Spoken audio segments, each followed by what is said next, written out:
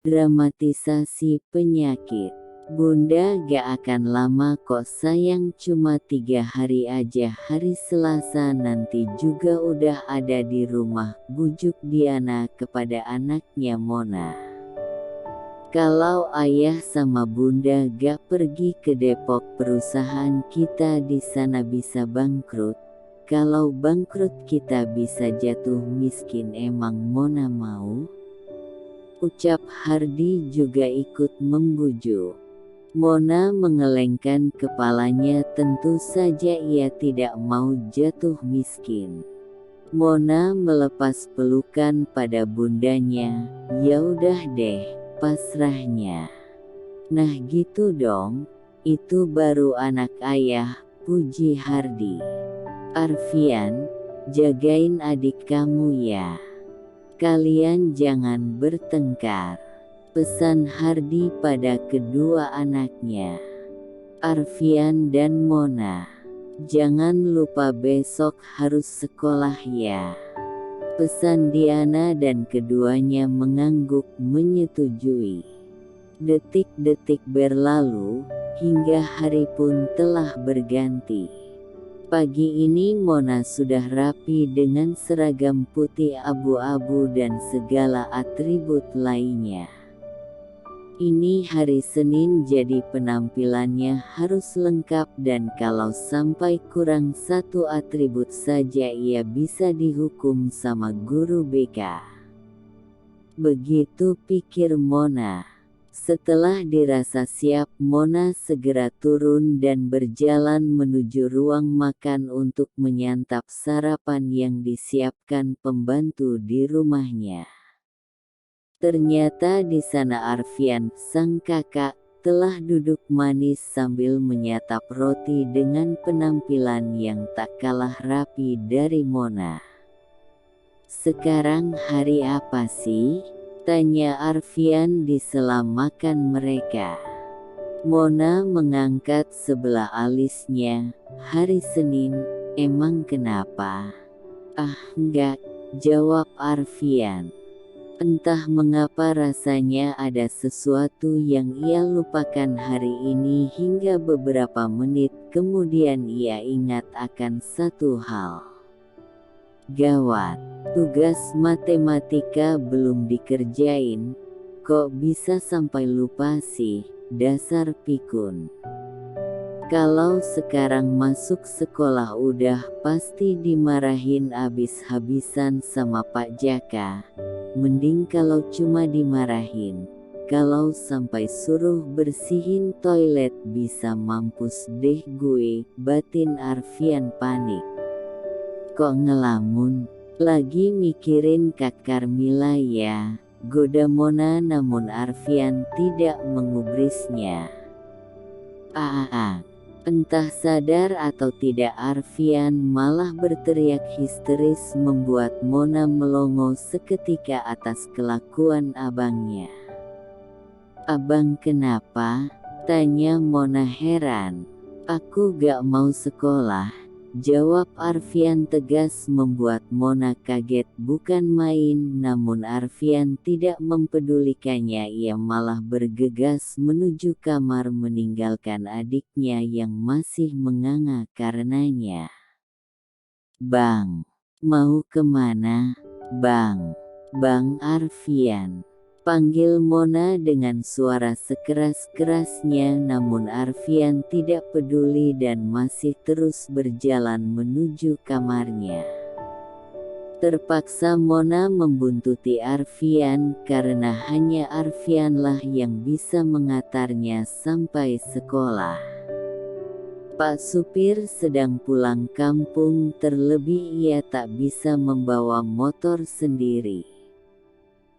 Mona terus membuntuti Arfian, namun usahanya gagal karena Arfian langsung mengunci kamarnya saat ia masuk. "Bang, ayo kita berangkat, takut telat." Bang Arfian buka pintunya. Mona terus saja mengedor pintu kamar Arfian dan berteriak sekeras-kerasnya. Karena merasa terusik akhirnya sang penghuni kamar buka suara juga. "Aku gak mau sekolah Mona," ucap Arfian di dalam sana. "Tapi kenapa Bang? Apa alasannya coba gak mau sekolah?" tanya Mona. "Kalau kamu mau sekolah, ya sekolah aja. Aku gak mau sekolah," ucap suara dari dalam sana. "Kalau temen-temen abang nanyain abang, Mona harus jawab apa?" tanya Mona. "Bilang aja abang sakit," jawab Arfian enteng.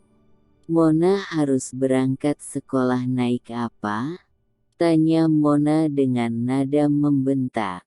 "Bawa motor abang aja," jawab Arfian dengan seenak jidatnya. "Tapi kan Mona gak bisa bawa motor," rengek Mona. "Naik angkot aja sana," suruh Arfian. Mona mendengus sebal, "Dasar sialan, bajingan, menyebalkan, pemalas, gak punya perasaan, gak tahu diri," cibir Mona dengan suara lantang dan wajah yang merah karena marah. Kehabisan kata-kata kasar untuk mencaci Arfian, Mona malah melanjutkan dengan mengabsen hewan di kebun binatang hingga aktivitasnya terhenti kala ia ingat harus segera berangkat sebelum telat. Pada akhirnya sampai juga Mona di area sekolah. Terpaksa ia harus naik angkot gara-gara Arfian dengan keras kepalanya menolak untuk sekolah. Mona terus berjalan di koridor sekolah menuju kelasnya yang berada paling pojok hingga suara bariton menghentikan langkahnya. "Mona," panggil suara bariton itu. Mona berbalik dan mendapati seorang pemuda tampan dengan 4 orang gadis menghampirinya, yang tak lain dan tak bukan adalah sahabat-sahabatnya Arfian. "Kak Bastian, Kak Carmila, Kak Mira, Kak Nadia, Kak Anita," sapa Mona ramah pada kesemuanya. "Tumben sendiri, Arfian mana?" tanya Bastian dengan senyum manis yang ia tampilkan. "Gak sekolah," jawab Mona. "Kenapa?" tanya Nadia. "Sakit," jawab Mona singkat. "Tuh Carmila pacar kamu sakit, gak ada inisiatif buat jengukin apa?" goda Anita. Carmila bergidik ngeri, "Dia amit-amit dah," bantahnya membuat teman-temannya tertawa terbahak-bahak. "Emang Arfian sakit apa sih?" Pertanyaan Mira membuat Mona mematung di tempat. Bayangkan saja, Arfian tidak benar-benar sakit, dan sekarang ada yang menyakan penyakitnya Arfian. Mona harus jawab apa? "Kok malah bengong?" tanya Carmila membuat Mona tersentak dan tersadar dari lamunannya. Mona berpikir keras untuk menjawab pertanyaan tersebut, hingga segelintir ide jahil muncul di benaknya begitu saja. Beberapa detik kemudian ia menangis terseduh-seduh membuat semua yang ada di sana mulai panik. "Mona kenapa nangis?" tanya Bastian. "Dokter bilang, Hicks, ada kanker otak di tubuhnya. Hicks, Bang Arfian, Hicks, dan ia hanya bisa bertahan selama beberapa hari saja, Hicks," ucap Mona terisak-isak. Tentu saja ucapannya itu membuat sahabat-sahabat Arfian kaget dan panik dalam waktu bersamaan. "Seriusan?" Perasaan kemarin baik-baik aja, pekik Anita kaget. Mona mengangguk lemah membuat suasana kian memanas. Perasaan kemarin sehat-sehat aja deh, ucap Mira. Kak Arfian itu selalu menyembunyikan rasa sakitnya. Katanya biar orang-orang yang sayang sama dia gak ngerasa khawatir, jelas Mona. Udah ya Mona ke kelas dulu, pamit Mona kemudian melanjutkan perjalanannya menuju kelas. Gimana kalau pulang sekolah kita jengukin Arfian? Saran Nadia dan semua menyetujuinya. Assalamualaikum, Mona pulang. Ucap Mona begitu sampai di depan rumahnya.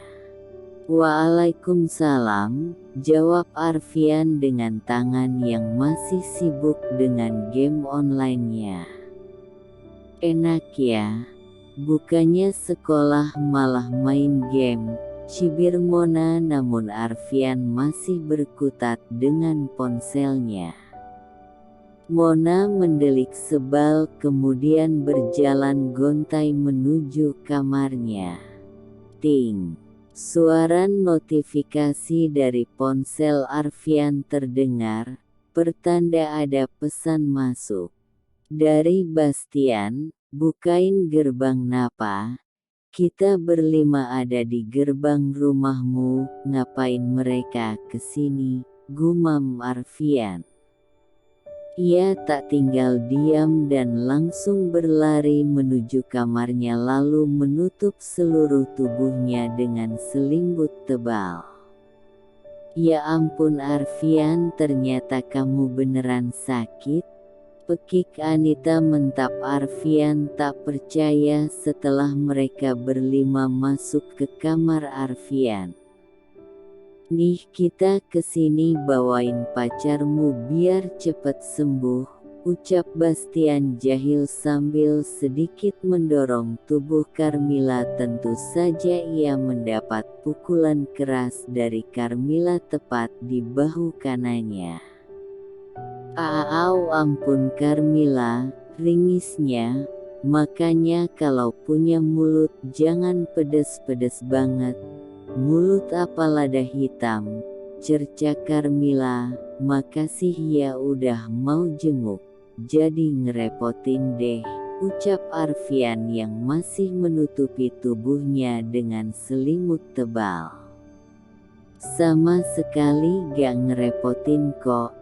Apalagi umurmu kan udah tinggal menghitung hari, ucap Nadia kemudian menutupi mulutnya dengan kedua tangannya karena sadar ia keceplosan.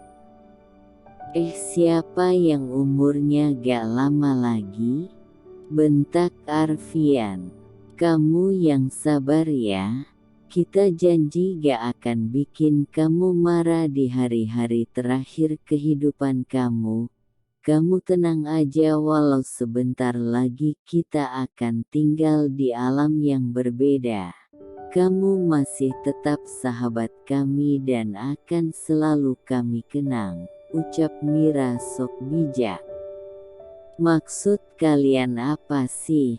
Tanya Arfian bingung. Kita udah tahu kok tentang kanker otak itu, lirih Bastian. Kanker otak? Siapa? Tanya Arfian makin bingung. Kamu? Jawab Mira singkat. Aku, Beo Arfian. Iya kanker otak yang ada di tubuhmu, jelas Carmilla. Kata siapa? Tanya Arfian. Mona bilang kamu divonis kanker otak dan umurmu hanya tinggal beberapa hari lagi, jelas Anita. Monnaa, teriak Arfian keras karena kesal dengan kelakuan Mona. Mona parah banget kan bun? ucap Arfian setelah menceritakan seluruh kejadiannya pada orang tuanya. Abisnya suruh siapa abang pura-pura sakit. Mona gak salahkan bun, bantah Mona tak terima. Mona itu salah lain kali kalau mau bercanda jangan keterlaluan. Arfian juga kalau ada tugas harus langsung dikerjakan ya, ucap Budiana sambil sesekali terkekeh.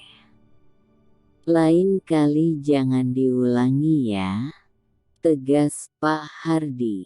Siap bos, ucap Mona dan Arfian serentak.